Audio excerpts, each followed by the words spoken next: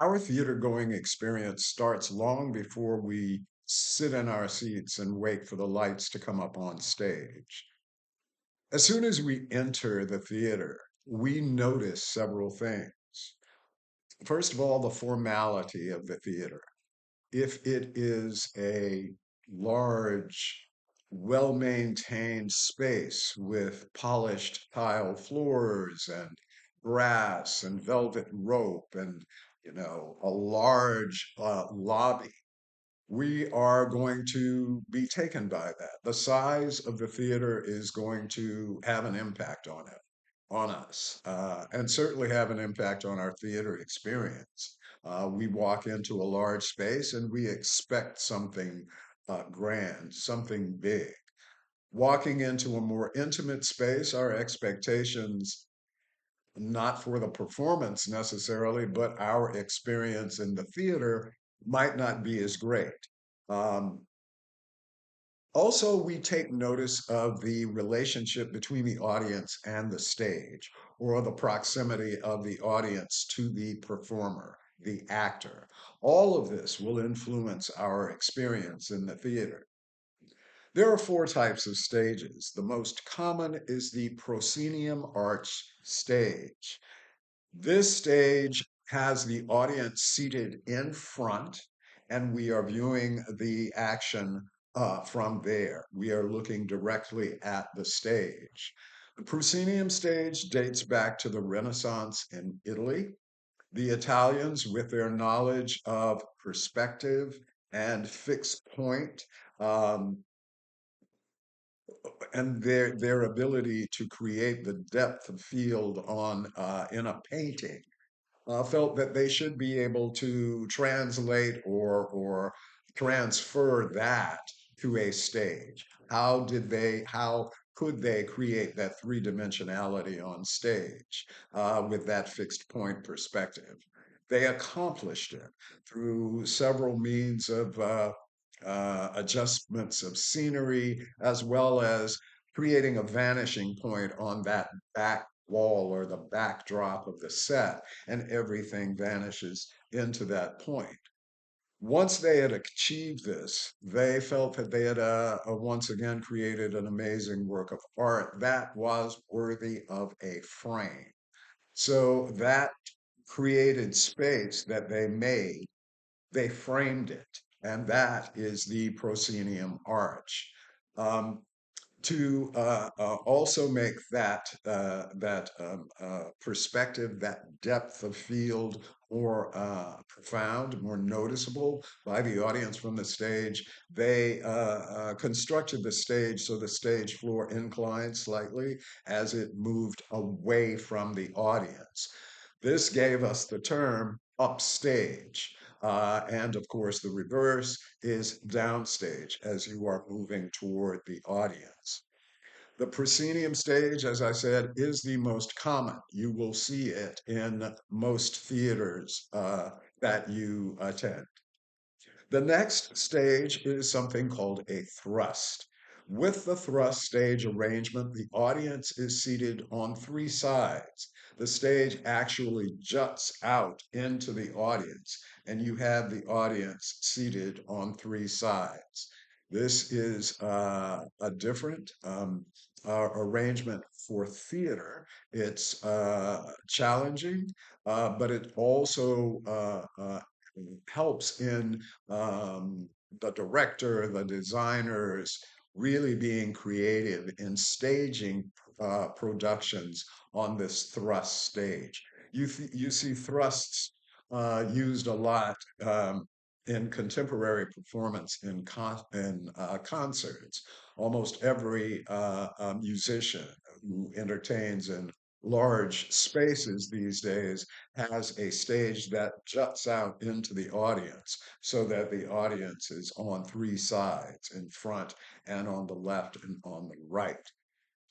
The third type of stage, theater stage, is theater, an arena, a circular performance area. This is also called in theater, theater in the round.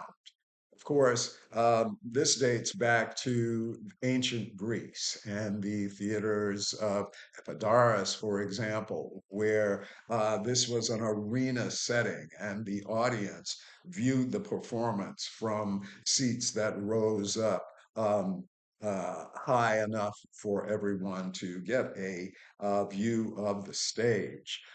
In theaters, when you have an arena setting, usually you have some sort of structure at one edge of that circular area that stops it, that creates a backdrop for the performance. The action of the play is performed in front of this backdrop, this facade.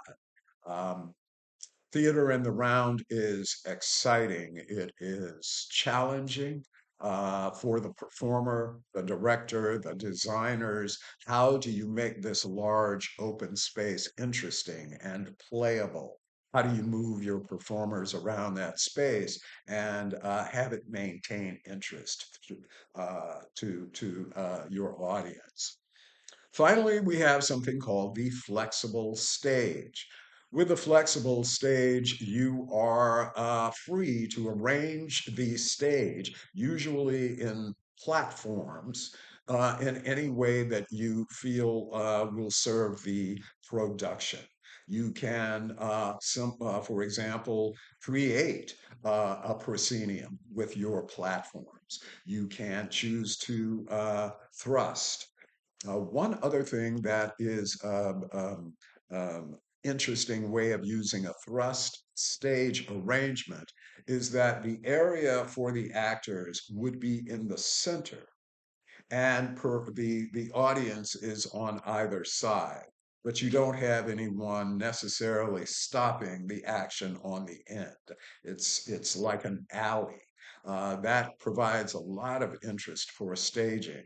Um, but with the flexible space, you can create any arrangement. You can get really creative and place the audience in the center and have the action of the play revolve around that center space. Or you can put the actors in the center and create what is basically an arena. So the four stages, the proscenium, the most common, the thrust stage, the arena setting or theater in the round, and finally, your flexible stage. Now, theaters don't just have the audience area and the performance space. Theaters have many other auxiliary spaces within that structure.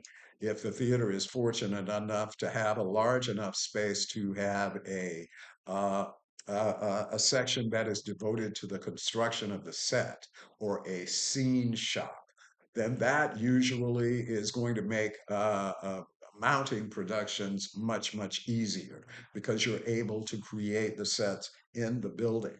The same way with costumes. If your theater is fortunate enough to have space for a costume shop where you can actually assemble costumes and construct them, then you're also fortunate to have that space. Also, properties, set decorations, storage of those set props or decorations is very important because in all theaters, those items are used more than once. Chances are they can be used throughout. You can use them as long as they hold up, actually. Then you have a green room, which is the space for the actors to sit and wait before they're called onto the stage, and various other locations that are set aside for the set crew, the people who are responsible for changing scenery, etc. I'm going to stop there.